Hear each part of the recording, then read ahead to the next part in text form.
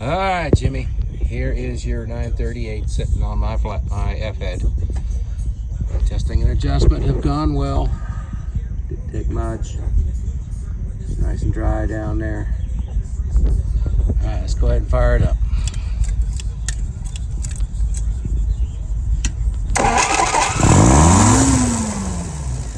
Yeah, that was the problem. All right, now we got her.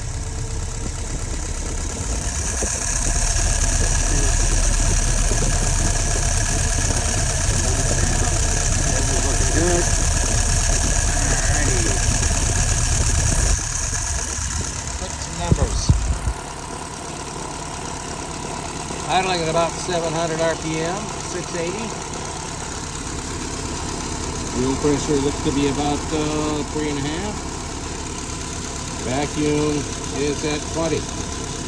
Looking good. Alright, we'll pull it through a couple times.